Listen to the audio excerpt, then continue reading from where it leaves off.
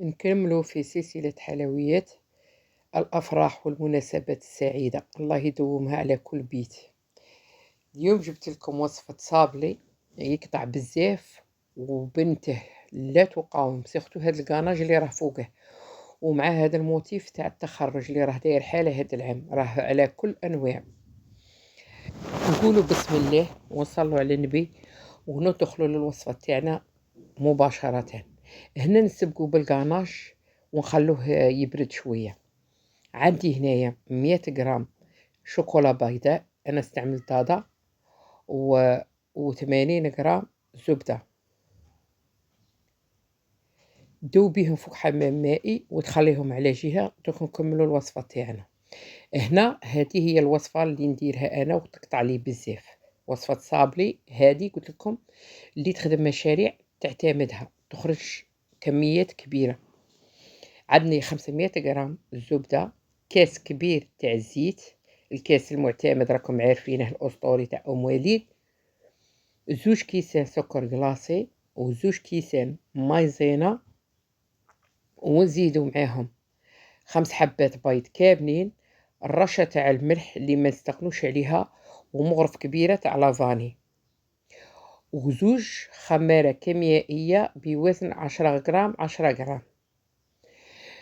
هنا في هذه المرحلة أنا درت لافاني، وانتي إلا باغي ديريها الذوق تاع الشوكولا ولا تزيدي معاها 2 مغارف تاع كاكاو، ولا بغيتي ديري ذوق واحد آخر هذاك الشي يقعد ليك. أنا عطيتك هنا لا باز، وانتي الأذواق انتي اللي تتلعبي بها وديري الذوق اللي يعجبك، وخلوها تدور في البيترا. واللي ما عندهاش البيترا ديري بالباتر وتزيد المواد ولا هادوك صوالح اللي درناهم بالتدريج. هنا كي داب معايا هذا الكاناج ولينا له، كي داب معايا الشوكولا والزبده، زدت لها طوفيا كراميل كان عندي انا، زدت لها 100 غرام. تنجمي تزيدي كتر باش تعطيك البنه شابه. انا هذا اللي كان باقي لي درته كاع، تما جاتني 100 غرام، بصح قلت لكم تقدروا ديروا كتر.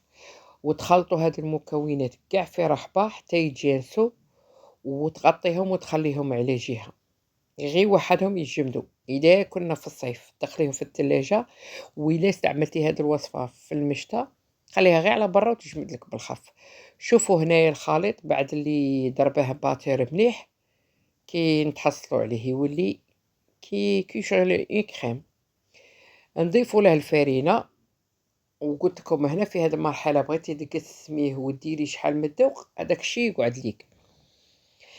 نلموها قلت لكم في بالفرينة. وأنا في خدمتي ما نستغناش مع هاد الوصيري يعاوني غاية، ما نزيدش الفرينة في العجينة تاعي باش ما تزيدش تيبس لي، و en même temps تكون خدمتك نقية.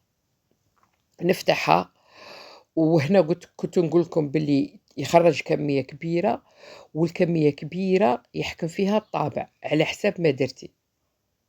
وهاد الوصفة تاني كي تبغي ديريها في ليمون قلعي غير خمارة وخدمي بيها في ليمون عادي. هادوك دي طاختويلات اللي معمرين بالنيس لي سيجار كاع ابار قلت لكم قلعوا الخمارة، غير في الصابلي اللي ندخلوا الخمارة. هنا تكوني وجدتي الفرن تاعك مسبقا سخنتيه، وطبعي على حسب الشكل اللي بغيتي. انا هنا درتهم دوائر، وطيبيهم وتخليهم يبردوا، لاخاطرش ما تنجميش تلصقيهم وهما حاميين، خليهم يبرد تماما. هنا دروك مي رانا في السخانه توجور تستعيني بالثلاجه. راكي طيبتي خليهم شويه يدفوا، دخليهم للثلاجه يبردوا يشدوا رواحهم، وعاودي ديري لهم كريمه لصقيهم بالكريمه. هنا الكريمه تاعنا شدرنا فيها، درنا فيها 2 مغارف كبار تاع زبده، و2 مغارف كبار تاع سكر كلاصي، وتنجمي تروحي حتى ل3 وما تخافيش. ودرت لها الكو تاع الكراميل، كيما زعما درت الكاناش فيه طوفيا كراميل، كملت هنا تاني بالكو تاع الكراميل، وضربتهم بالباتير وخليتهم في الثلاجة. كي برد لي صابلي لصقت حبة مع حبة. هذا المراحل راني نقول بصح زعما حتى المبتدئة وتعرف هاد الصوالح، مع أنه القناة تاعي متخصصة للمبتدئات. واحد النصائح نمدهم لداخل في الفيديو، كاين خطرات ما تحطولهمش البال، بصح زعما راني ربي راه شاهد، راني نمد الوصفة من قلبي كيما نعرفها كيما راني نمدها. ها هو كيما قلت لكم كيما برد معايا، درت على كاع الحواف هذيك الكريمة، وزدت دخلت طوفيا كراميل. هنا نتيا لا ما عندكش تنجمي تستغناي عليها، غير هذيك الكريمة بزاف عليك.